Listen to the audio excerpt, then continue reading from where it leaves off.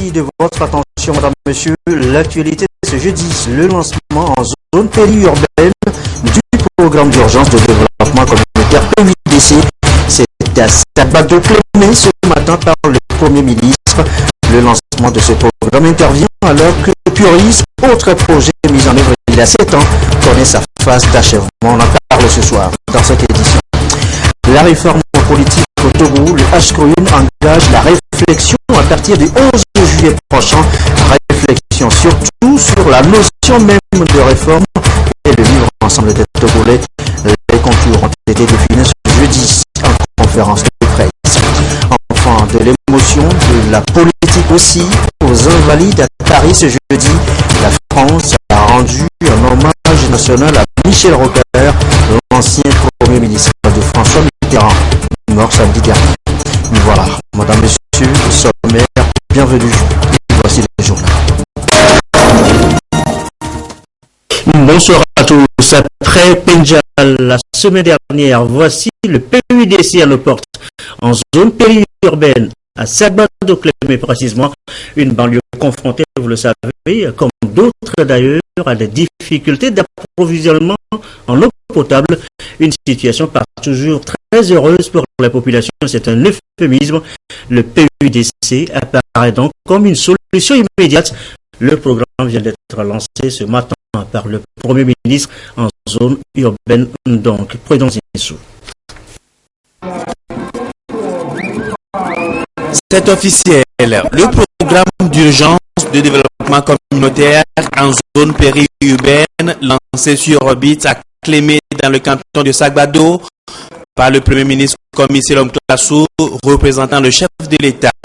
Ce vaste programme vient consolider les acquis des différents projets de développement exécutés sur le terrain, notamment le Puris, dont les actions prennent fin ainsi après 7 ans de réalisation qui ont facilité l'accès des populations de Lomé et de sa périphérie aux infrastructures socio-économiques de base. La volonté du gouvernement à poursuivre cette volonté d'inclusion sociale s'illustre par la présente manifestation une semaine après le lancement officiel de la première phase du PUDC à Mandjouri dans la préfecture de Kmendjal par le chef de l'État Fogna Singbe. 23 préfectures du Togo seront couvertes par le PUDC piloté par l'Agence nationale du développement à la base. Le PUDC vient en complément des réalisations menées dans le cadre des différentes politiques sectorielles régulières ainsi que d'autres programmes et projets pour mieux impacter l'amélioration du bien-être des populations.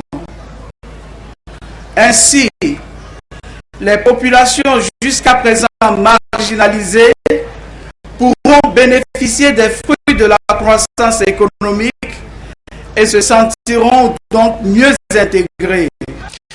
Le PUDC va donc contribuer à l'amélioration significative des conditions de vie des populations vivant dans les zones peu ou mal desservies par les infrastructures et services socio-économiques de base et la réduction des inégalités sociales au Togo.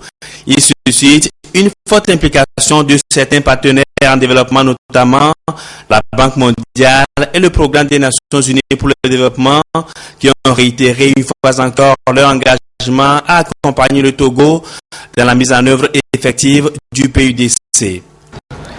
Nous sommes encouragés de noter que le nouveau projet d'urgence de développement communautaire, le PUDC, que le gouvernement togolais lance actuellement, va prolonger les mêmes types d'actions que le Puris, entre autres l'extension du réseau d'adduction d'eau à d'autres localités nécessiteuses. Depuis quelques années, l'on note un recul significatif de la pauvreté au Togo. Ceci est la résultante de la mobilisation totale du gouvernement, qui est décidé à ouvrir largement les portes du progrès économique et social aux citoyens de ce beau pays qu'est le Togo. Malgré cette évolution sensible, nous devons rester constamment mobilisés pour poursuivre sans relâche les efforts déjà en cours sous surtout en milieu rural et à la périphérie des grandes villes où se concentrent des poches de pauvreté. 12% de l'ensemble du projet sera mis en œuvre d'ici la fin de l'année. Plus de 1500 salles de classe seront construites chaque année dans la région du Togo jusqu'à la fin du programme. Les zones non encore desservies seront électrifiées avec un accent sur la construction des ouvrages d'adduction d'eau afin de réduire la corvée des populations qui parcouraient des kilomètres à la recherche d'eau potable.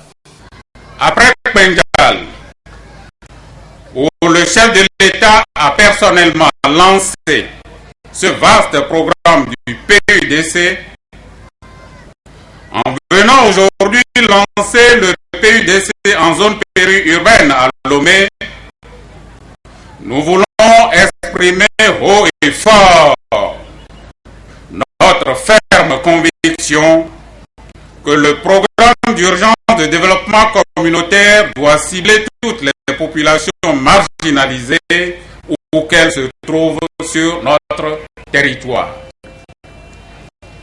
Le PUDC est un instrument efficace pour gagner du terrain contre la pauvreté, même là où elle est la plus fortement enracinée. Il fera la différence en faisant reculer les frontières de la pauvreté et de l'extrême pauvreté grâce à la mobilisation de tous les acteurs et à la mise en œuvre des actions prioritaires identifiées par les populations elles-mêmes. Dans un contexte mondial caractérisé de plus en plus par la montée de l'extrémisme et les menaces terroristes, l'édification d'une société juste et équitable est un enjeu majeur pour la paix et la sécurité. Le PUDC représente un levier de promotion de la paix et de la sécurité sociale dans notre pays.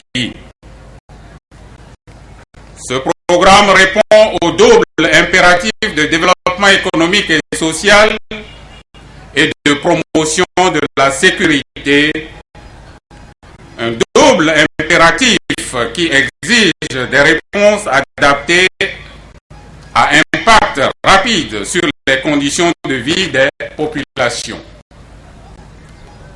C'est prenant la mesure de la grande portée de ce programme que le gouvernement a donc décidé de solliciter le concours du PNUD pour sa conception et pour son exécution, tout en veillant à capitalisant non seulement sur les expériences nationales, mais aussi sur les approches testées avec succès dans notre sous-région.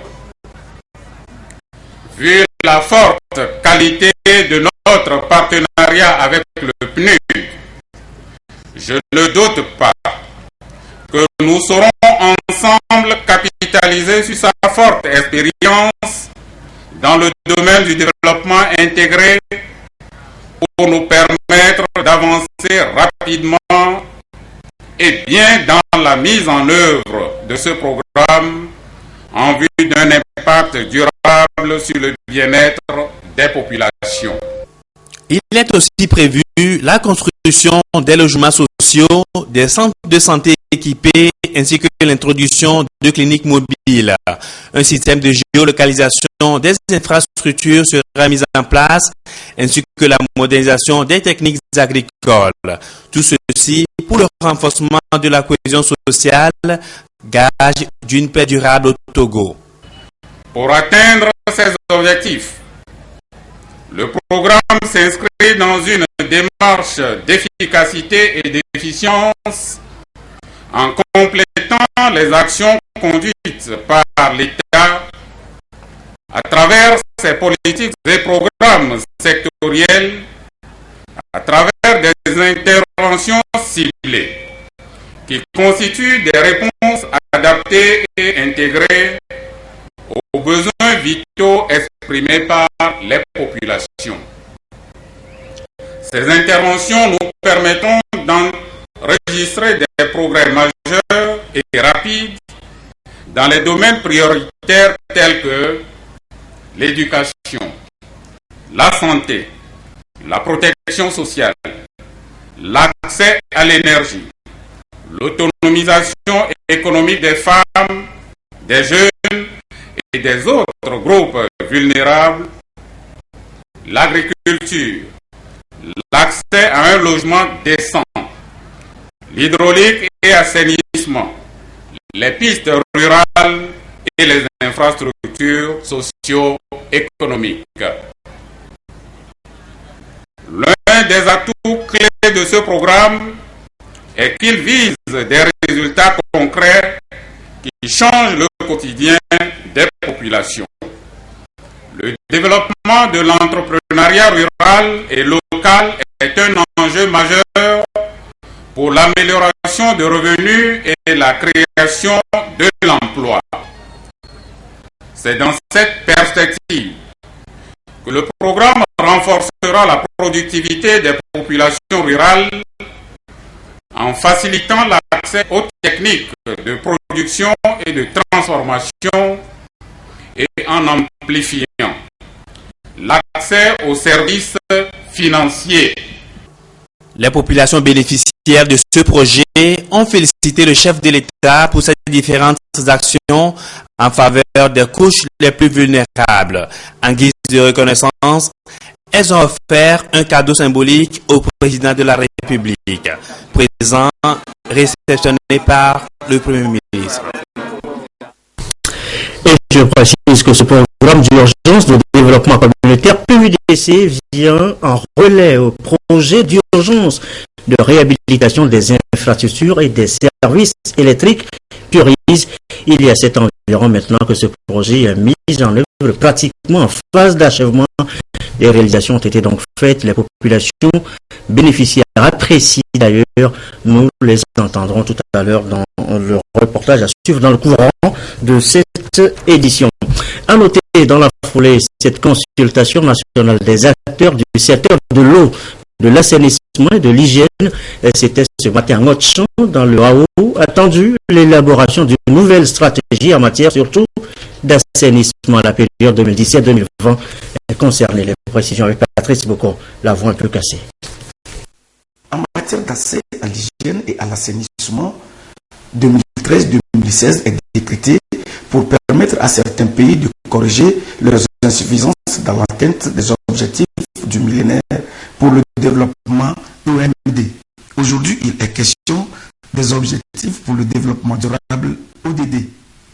Une nouvelle stratégie pour un assainissement pour tous, avec un nouveau plan stratégique 2017-2020 qui va s'inspirer des réalités de chaque pays. Le but, c'est un exercice d'écoute.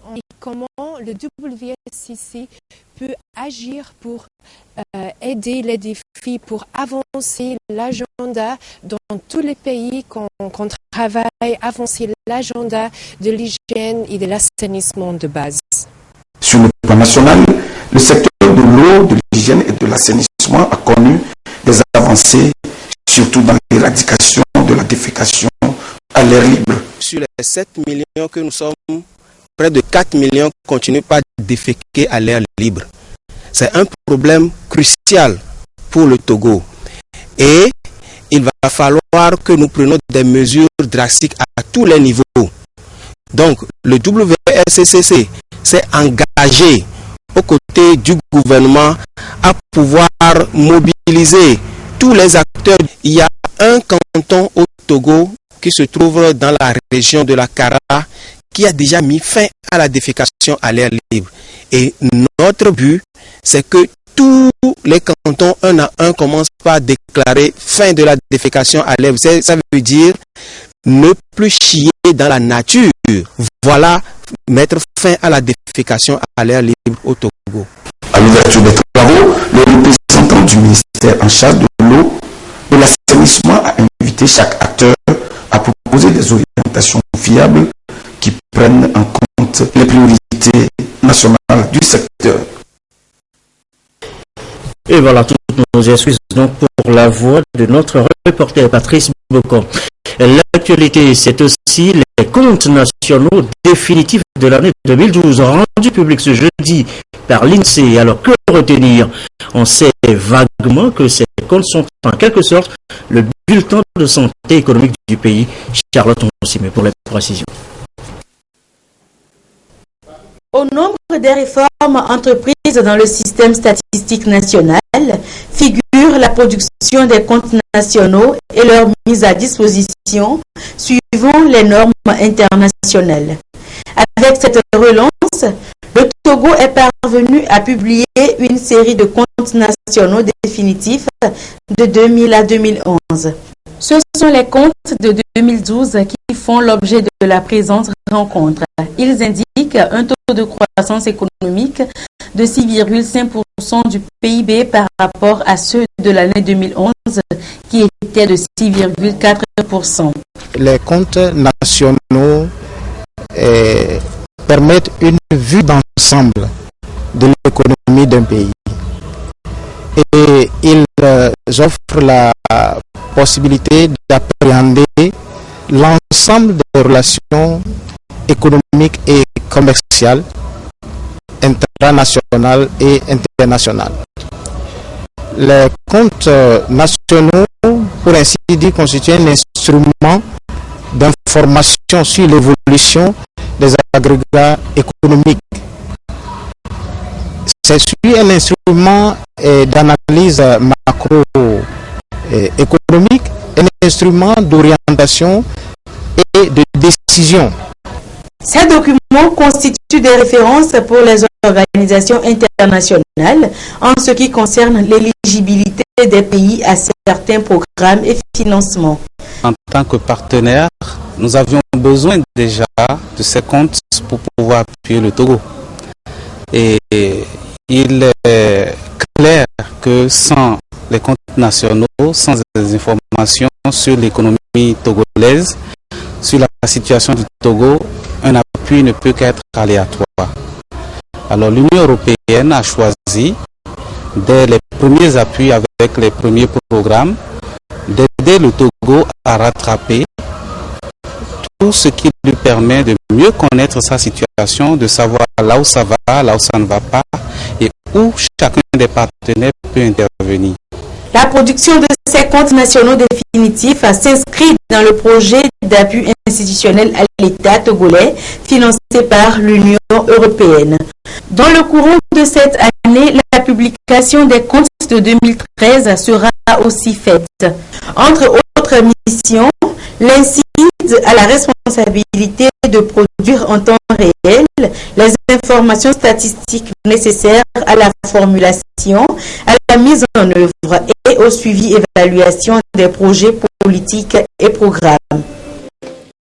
Et les comptes nationaux définitifs de l'année 2012 indiquent un taux de croissance de 6,5% du produit intérieur brut. Quelle analyse peut-on donc faire de ces résultats et quels sont les secteurs porteurs?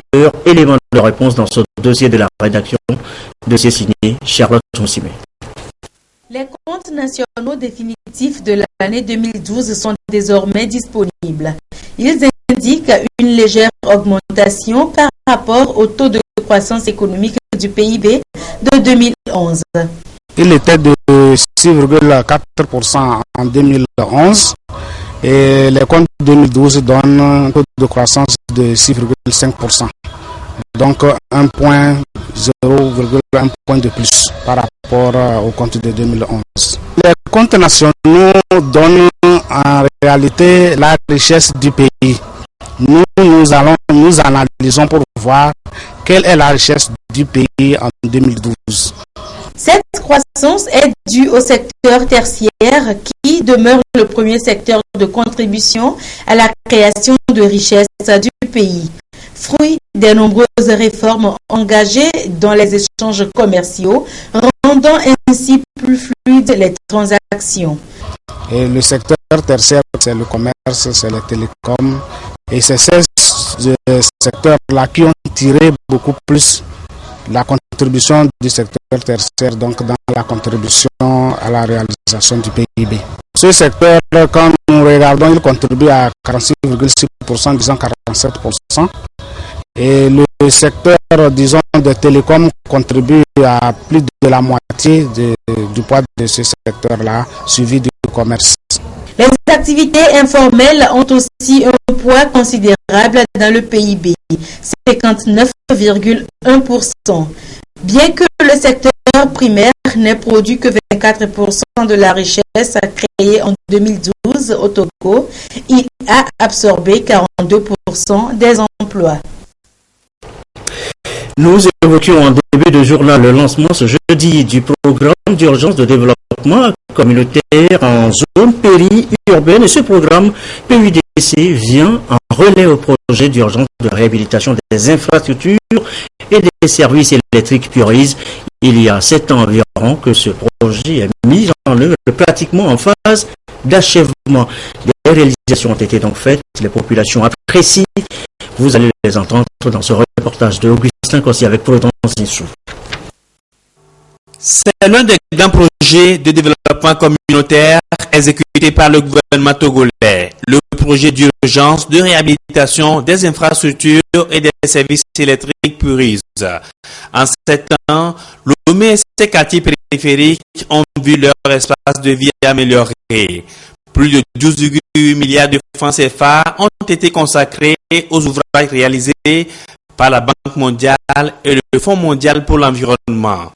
4 secteurs ont été retenus, à savoir le drainage et l'assainissement, la réhabilitation des services électriques, de la voirie urbaine, la distribution d'eau potable, de même que l'appui institutionnel. Purise a littéralement transformé le quotidien des populations à travers la réalisation des infrastructures socio-économiques de base.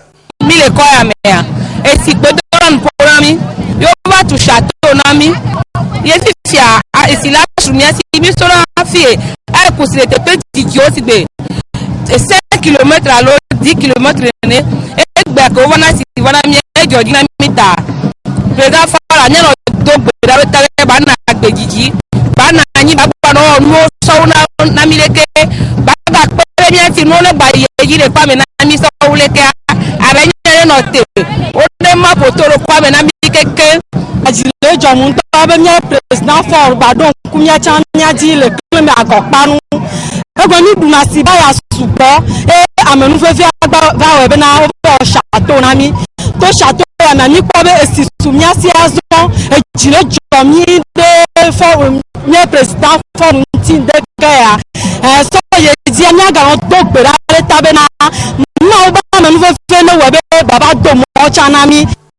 Et comme un coup d'accélérateur pour pérenniser les acquis et intensifier les réalisations à la phase finale du Purise, un projet novateur vient de voir le jour. Il s'agit du PUDC, Programme d'urgence de développement communautaire. Bonne nouvelle.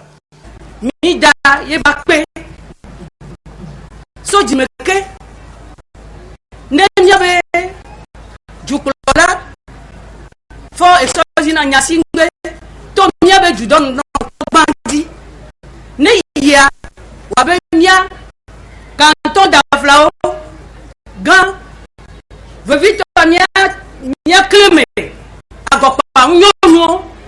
groupement les filles. Ah, ce sont les vovo. Mi somia va dada. Blibo, soit tu dis, bo so iné. Et si ya on gane mi fiaro nisa, ben ya tokuku. Gali. Suku emile ya, nyonto mi kwa sukua. Yentone poe. Enya ike mi agaglo. Nyonu oga soda si nyebe mi aglo. Mi bien la messe agbedidi. Ce qui nous réjouit, c'est que à partir de la clôture de ce programme, un autre programme arrive, celui du PUDC, qui va être la suite, la continuité du programme Purise. Et là, nous ne pouvons qu'à féliciter et remercier justement le chef de l'État et le gouvernement pour toutes les initiatives que le chef de l'État, le gouvernement, ne cesse d'entreprendre pour sécuriser nos populations, pour aller vers leur mieux-être. Le PUDC va s'employer essentiellement au renforcement de l'accès des populations aux infrastructures, équipements socio-économiques et services de base. À cela s'ajoute la promotion de l'entrepreneuriat rural pour accroître la productivité des populations vulnérables et valoriser la production agricole à travers l'accès aux techniques de production, de transformation et aux services financiers. En clair, le PUDC se veut un nouvel outil au service de la réduction des inégalités sociales et de l'amélioration des conditions de vie des populations, entre autres dans les zones périurbaines. La suite est ce communiqué du ministre de la Sécurité et de la Protection civile. Sur réquisition du procureur de la République, les forces de défense et de sécurité ont procédé ce 7 juillet 2016 de 6h à 15h à une opération de prévention sécuritaire dans les quartiers B, à Kolé-Sewa, à Blogam et Kejanawe, à Lomé. Cette opération qui vise à protéger la population et leurs biens a été menée à travers des actions de contrôle et de perquisition dans le respect de la légalité républicaine dans un contexte de montée inquiétante de la criminalité et du terrorisme de par le monde. Au cours de l'opération, 65 personnes ont été interpellées, 311 motos, 5 véhicules de fausses plaques d'immatriculation, 35 kilos de cannabis et du carburant frelaté ont été également saisis. Les personnes interpellées ont été conduites au fichier central de la gendarmerie nationale pour identification. Le ministre de la Sécurité et de la Protection civile adresse ses vifs remerciements aux populations concernées pour leur compréhension et leur collaboration. Il invite l'ensemble de la population togolaise à fournir aux autorités compétentes toute information utile aux actions de prévention sécuritaire des forces de défense et de sécurité. C'était là donc un communiqué du ministre de la Sécurité et de la Protection civile. Il est 20h23. Notre deuxième titre ce soir, la réflexion engagée par le HCRUN sur les réformes politiques dans notre pays. Le sujet fait débat, vous le savez, chacun tire à lui à dire. L'exercice du HCRUN, eh bien, c'est donc de nous amener à comprendre la notion même de réforme et son incidence sur le vivre ensemble. Ce sera à partir du 11 juillet prochain. Les contours ont été définis ce jeudi devant la presse.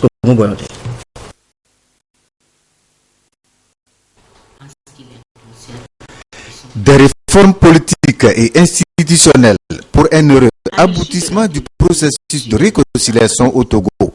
L'une des recommandations des travaux de la CVJR. Le Haut Commissariat à la réconciliation et au renforcement de l'unité nationale HCRUN, en charge de la mise en œuvre de ces recommandations, est de plus en plus engagé à réaliser ce noble désir des Togolais, de vivre ensemble. Il faut donc permettre une compréhension commune du concept des réformes et leur incidence.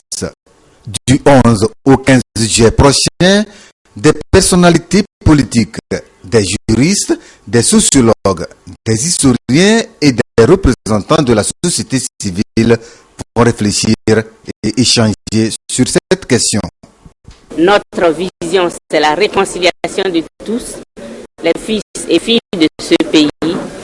Réforme rime avec réconciliation afin que nos institutions, telles que prévues aujourd'hui par la Constitution et même celles à prévoir également, soient tous réformées de manière à opérer un mieux vivre ensemble pour ce pays. Nous convions les populations à aller à l'école des réformes. Le concept des réformes. Qu'entend-on par réforme d'abord? Avant de lui donner l'adjectif d'institutionnel ou de politique ou de constitutionnel, qu'est-ce que les réformes? Et Ensuite, de quelle réforme parlons-nous? De quelle réforme de quelles institutions? Faire comprendre que c'est un processus qui a commencé depuis l'APG et qui continue sur la recherche du mieux vivre ensemble.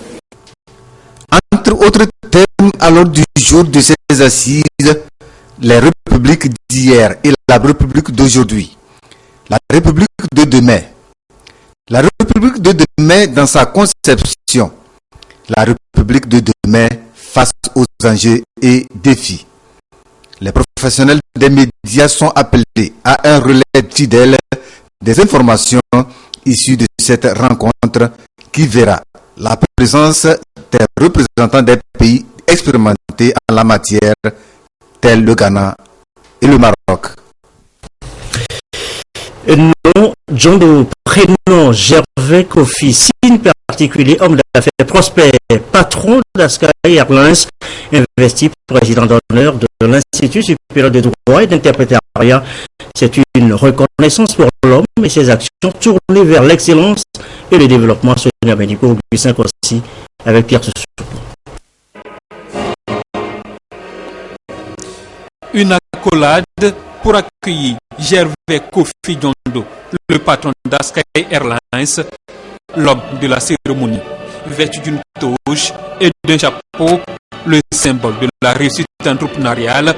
Il a été investi président d'honneur de l'ISDI, Institut supérieur de droit et d'interprétariat. Une marque de reconnaissance, une distinction honorifique que le cofondateur de l'Ecobank et grand officier de l'ordre du Mono, Kofi Djondo, dédie à la jeunesse africaine. Je voudrais m'adresser aux étudiants. Prenez au sérieux la formation que vous êtes en train de prendre.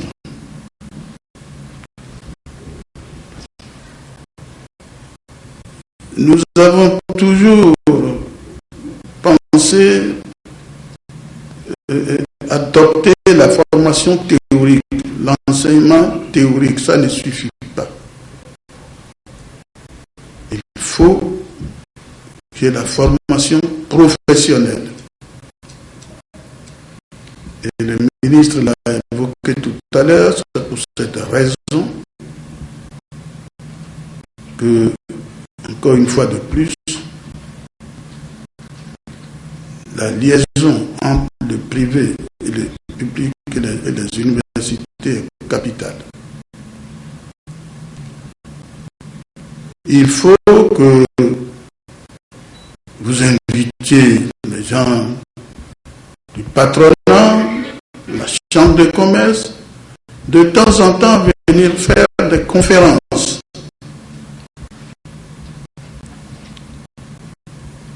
Que dès maintenant, on commence à vous expliquer, vous poser des questions. Ça vous aidera à des choix. Ça vous aidera au moment des stages à être beaucoup plus dans le système. Ce choix, selon les responsables de l'ISDI, n'est pas fortuit. C'est le chemin vers l'adéquation formation-emploi au Togo. Déjà, le Temple des métiers de droit et d'interprétariat a signé une convention tripartite avec l'NPE et l'AGET pour renforcer l'implication du monde du travail dans la formation des apprenants.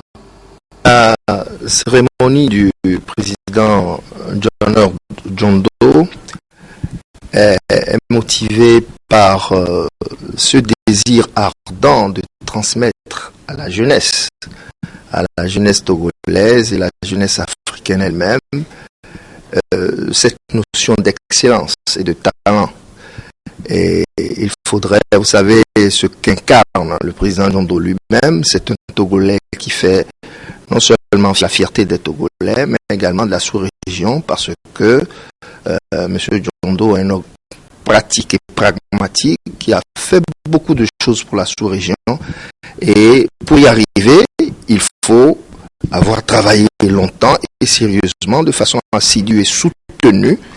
Et c'est pour n'est-ce pas, transmettre à cette jeunesse que pour arriver à émerger et à développer notre continent et parler d'émergence de l'Afrique, il faudrait prendre exemple sur le président Ndondo.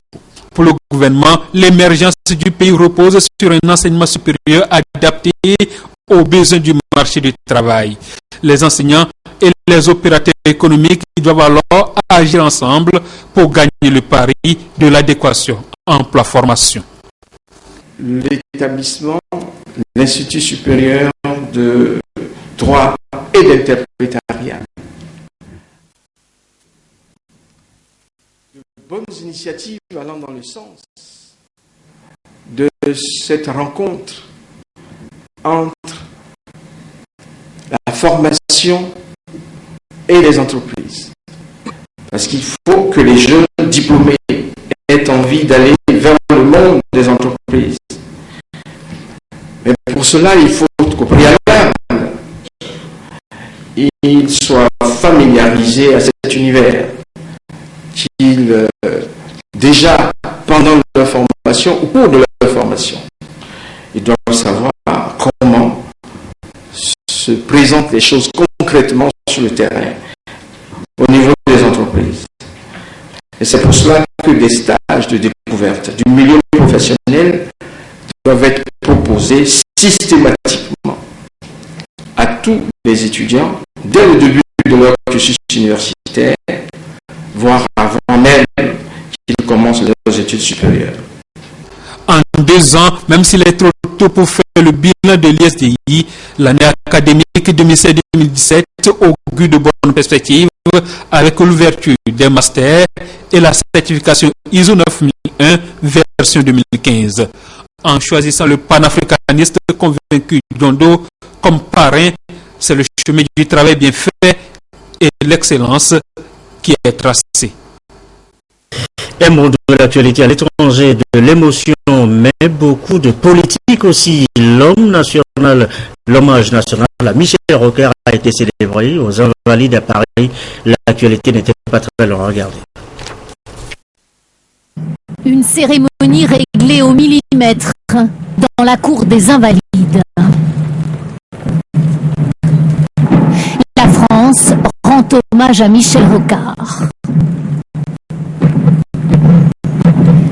Pour saluer l'ex-premier ministre socialiste, les leaders de droite comme de gauche se côtoient. François Hollande préside et se réfère dans son discours à l'actualité à la gauche divisée. Il était conscient que les deux gauches devaient s'unir pour gouverner. Jamais il n'a joué contre sa famille politique, même quand il a fallu qu'il s'efface devant François Mitterrand. En retrait, des anonymes venus saluer le réformateur de la gauche française. C'était un homme d'engagement, un homme de courage, bien prouvé. Un honnête homme, ce n'était pas le cas de Mitterrand. Et donc, si aujourd'hui il était passé par la présidence, je pense que la France n'en serait pas là aujourd'hui. Silence ému. Quand Edmond Maire, 85 ans et ancien patron de la CFDT, s'avance. Sa morale politique, son exigence fameuse du parler vrai, ont marqué les esprits. Plus tard, au siège du Parti socialiste, une Marseillaise résonne devant le portrait de Michel Rocard. Une journée d'hommage dont il avait réglé dans son testament jusqu'au moindre détail. Les sports maintenant, un rendez-vous incontournable dans cette édition chaque jeudi avec l'inévitable Claude Amand. Bonsoir mon grand. Oui, bonsoir. Ça s'annonce plutôt mauvais pour les Allemands dans cette compétition, cette deuxième demi-finale de l'Euro. Oui, l'Allemagne est menée, donc la Mannschaft est menée 2-0 par le Bleu. Bien là, voilà qui ouvre donc la page des sports de cette édition. On revient là maintenant au championnat scolaire golf qui s'achève cet après-midi. C'est achevé cet après-midi sur le terrain d'Ablogami avec la victoire du lycée d'Ablogami justement. demi-finale largement donc dominée par le lycée d'Ablongamé, vainqueur du complexe scolaire Baptiste de Kanikopé, 8 buts à 1. Jean Kofi Edich.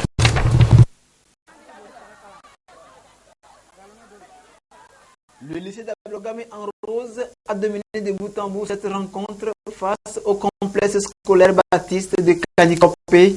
Les roses ont pris une longueur d'avance 4 buts à 1 depuis la première mi-temps. Une domination qu'ils vont maintenir en deuxième période et toutefois davantage leurs adversaires. Ainsi, au 50e, 66e, 80e et 88e minutes, ils vont concéder l'addition portant le score à 8 buts à 1. Un score fleuve qui permet aux élèves d'Ablongamé de soulever le trophée 2016 du championnat scolaire Lomé Golf. Nous sommes très motivés. Le début, il y avait la cohésion dans l'équipe, on était motivés parce qu'on avait déjà perdu une demi-finale d'une compétition. Donc pour ça, on était vraiment motivés pour gagner la finale là. Le secret, je peux dire que c'est l'entraînement parce qu'on s'entraîne très dur pour pouvoir arriver à faire quelque chose de bon. Je remercie Dieu qu'il nous a menés jusqu'ici. Et si on nous a gagné aujourd'hui 8-1, c'est parce que tous mes joueurs sont en classe de première. Ils ont chuté leur probatoire, c'est pourquoi ils ont refusé de venir jouer. Nous jouons sur le sable. On ne peut pas comparer l'équipe qui joue sur le gazon et l'équipe qui joue dans le sable. Nous reconnaissons notre défaite. Des prix d'encouragement, chaque équipe en a eu. Le but est atteint. On a essayé de détecter les talents depuis le début du championnat. Pour les cadets, surtout, nous essayons de les envoyer. Et la DISU s'occupe de ces cadets, les cadets sélectionnés pour la formation, les écoles de foot, de Bassar et puis de Palimé. Les seniors, nous essayons de sélectionner aussi les meilleurs et on les propose à des équipes, des clubs qui évoluent dans le pays en attendant. En espérant rééditer l'exploit en 2017, le lycée d'Ablongamé peut se réjouir de ce précieux acquis. Bien, c'est ce documentaire, c'est extrait du documentaire de la participation du Togo à la Coupe du Monde 2006. Dernier élément. Donc, place à l'extrait de la participation des éperviers à la Coupe du Monde Allemagne 2006, concocté donc par Modeste Kouma. L'extrait. Pour le Mondial 2006, Africa à Brazzaville, le 8 octobre 2005. Ce jour, une nouvelle ère s'ouvrait pour le football togolais. Avant la rencontre contre le Congo, les éperviers étaient à égalité de points 20 avec les Lions de la Teranga du Sénégal qui avaient un goal average meilleur plus 13. Les ambassadeurs du Togo ont assuré l'essentiel 3 buts à 2 et ont décroché une qualification héroïque pour la Coupe du Monde 2006 en Allemagne. Au bout de moi, je leur ai dit, je veux votre football, on va jouer au football, que le meilleur gagne.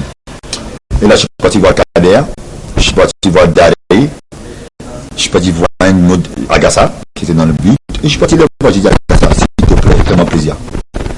Verrouille ce qui est derrière, tu dois verrouiller comme tu peux, et laissez-nous devant faire l'affaire. Il m'a dit, ouais, vous avez déjà le peu de 3 autres cases. Agassa, toi, ne t'occupe pas de ce que l'on va faire. Verrouille tout ce qui est derrière, avec Daré tout, Zanzan à l'époque, parle avec tous tes défenseurs, et nous, à Balo, parle avec tous tes défenseurs, nous, on va faire l'affaire. Les éperviers avaient pris leur quartier général à Wangen, lieu de la mésaventure de la sélection togolaise. Affaire de primes non payées, la grève des joueurs, un épisode malheureux. Je suis venu pour vous booster le moral, pour dire que quelles que soient les circonstances, vous allez donner le meilleur de vous-même. Au terme des 3 matchs, le Togo a obtenu 0 points 1 but marqué contre 6 encaissés. Le Togo est donc éliminé de l'expédition allemande, diminuée, mais pas humilié. Le Togo n'a pas été ridicule, hein, parce qu'il y a certains matchs aussi, bon, peut-être de par notre comportement, et l'arbitre ne nous a pas favorisés. Somme toute, la Coupe du Monde a été une bonne chose pour le Togo. Depuis, la pratique et la passion pour le football ont décollé. Mais qu'a-t-on fait des retombées de cette Coupe du Monde? Et voilà, donc la question reste posée. L'intégralité du documentaire, ce sera samedi dans Sport et Détente. Voilà, on sera donc tous au rendez-vous. Merci beaucoup, Claude Armand. C'est également la fin de cette édition du soir. Je vous souhaite une très belle soirée.